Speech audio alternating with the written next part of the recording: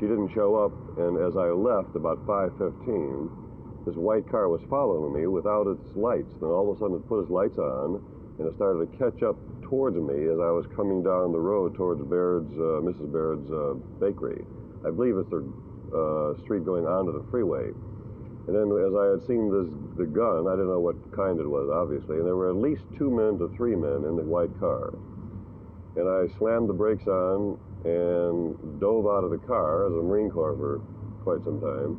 And I've been shot at many times for one reason or another. And plus the fact that I got this wire. And the wire, it says, "I warned you to stay away from my daughter." Now, for the last 3 months, somebody's been calling me in my Hollywood office, purporting to be a friend of Frank Sinatra, and telling me to lay off his daughter. I haven't seen her for like 2 or 3 months, so I really don't know what he was talking about.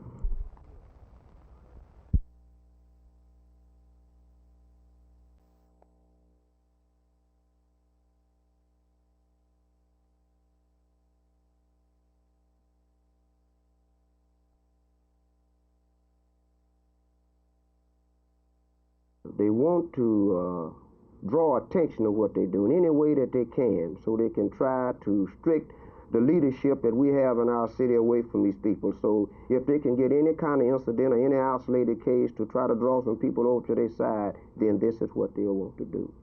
Now, you claim that they have no purpose, no constructive means that they're working toward. Do you have something constructive to offer in its place?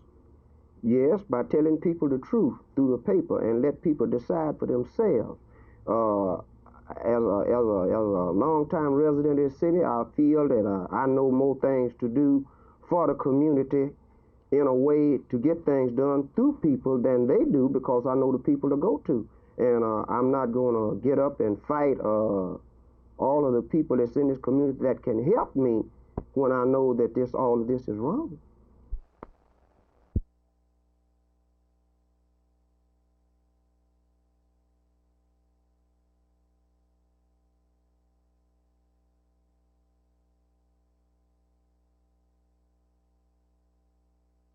No, it isn't. We have our attorney. We've employed an attorney now, and he's going to take over for us. He's handling the rest of it.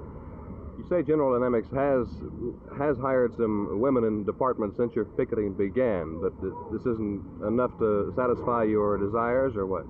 No, they've hired a handful, I'd say 17 to 20, and we want equal opportunity. There's lots and lots of men in modification all over the plant, in fact, that we're qualified to have their jobs. They've come off the streets. They've never had any training. GD spent money on us, training us. We do have experience. We are qualified for the jobs, and we want our jobs back, the ones we deserve.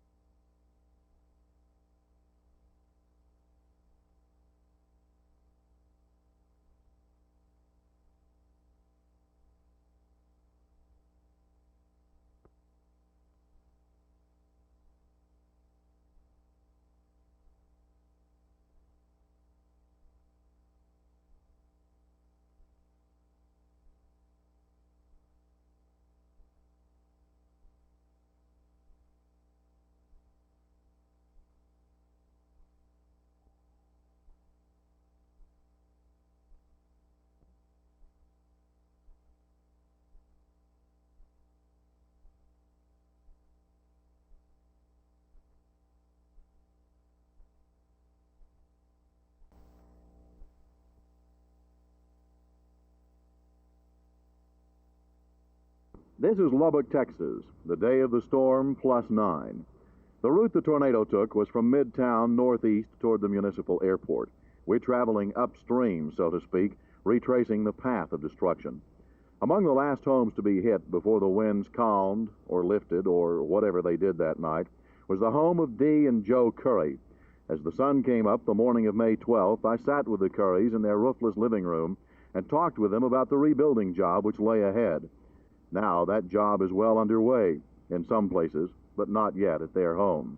Streets are cleared, the rubble is still heaped about, but now there is order and symmetry where before there was disorder and confusion. The greatest obstacle in Lubbock's path now is time. Money has been funneled in. The will to recover never faltered. But so mammoth a project takes millions of man-hours. It takes time. With slow progress comes impatience. The Great Plains Life Building is still standing. Now it has become something of a monument to that storm. But what do you do with a mountain of steel and glass, the rubble of a city racked by a storm? As one man told me earlier today, I really don't know. I guess you play it by ear a lot. But we have it to do, and we'll do it. Jerry Taft, Channel 8 News, Lubbock, Texas.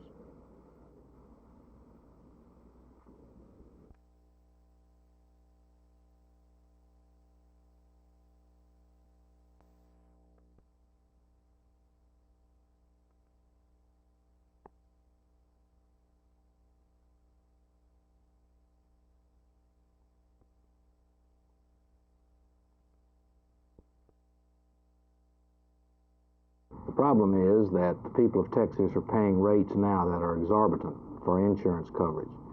And the brazen arrogance of the insurance industry in suggesting another rate increase, in my opinion, is outrageous. Now, Senator, what would you suggest to combat this problem? I have already wired the State Board of Insurance demanding that an open public hearing be held here in Dallas so that the policyholders, people like you and I who have to pay these increased rates, will have an opportunity to be heard. I've also suggested to the board that they follow the recommendation of the Governor's Committee last summer, which recommended that investment income be included in the rate-making formula. This would result in reducing rates by 20%. If necessary, if it becomes necessary, I will favor the governor calling a special session of the legislature so that we in the legislature can give the people of Texas some protection.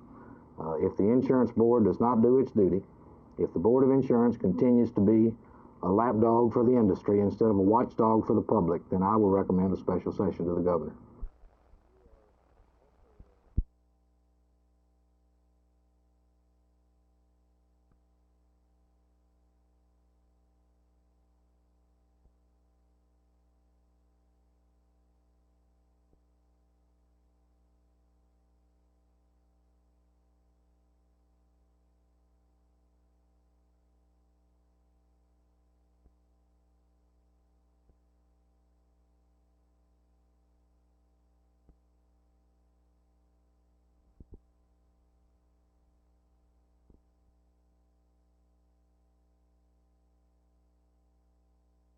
This is Lubbock EOC. 2 weeks ago, that designation had an almost science fiction sort of air about it. EOC, Emergency Operations Center. It's part of the civil defense plans all cities have, a part reserved for disaster, a part they hoped they'd never have to use. This initial function was coordination of emergency rescue services. Then came the gargantuan task of caring for the people who had survived but whose homes had not. Now, EOC is the focal point for the continuing program of rehabilitation. J.T. Alley is chief of Lubbock Police. Chief, what is the situation in Lubbock today?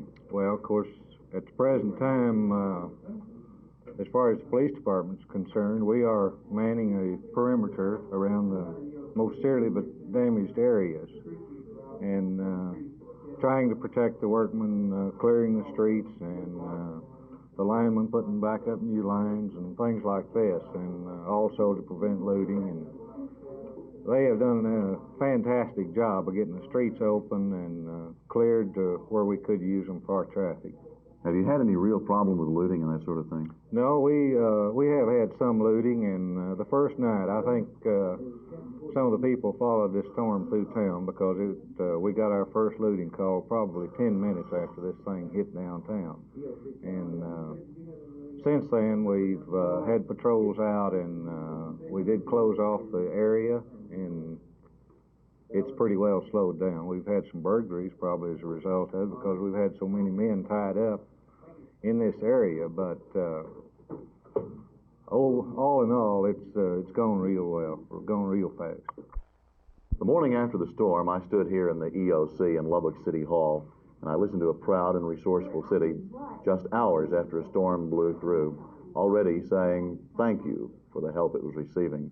They didn't demand help. They didn't even plead for help. But they did appreciate that they got.